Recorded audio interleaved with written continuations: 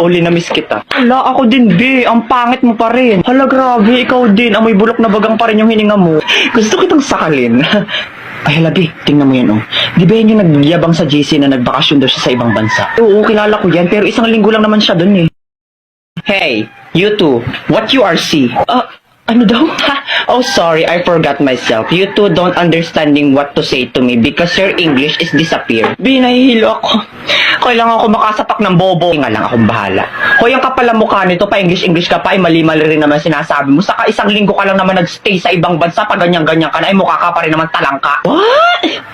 Talengka? Talengka? Ay kung hampasin kaya kita ng talangka para matauhan ka. Well, it's nothing anymore my problem in mathematical equation that I don't understanding to say what you to me. You too dead hungry. Hoy, yung totoo, nag-a-addict ka ba o natukhang ka sa ibang bansa? Huh? Why is me going to be addict? Don't you know that I'm smarter than the teacher of international in the Philippines? Like, duh, my average is 99.99% of germs. Matalino ka? Ay, anong magagawa mo pag sinikmuraan kita mismo dito? Go try, I am not afraid anymore. I will go sumbong you to my bodyguard. Bayaan mo na yung besi, tara na. Ewers, mga loser, you can't even talk English to me. Ay, wait, papatulang ko to.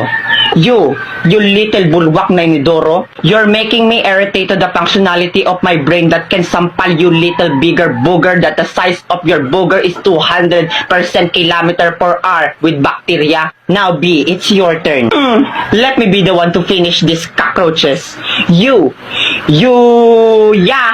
period. Galing mo talaga.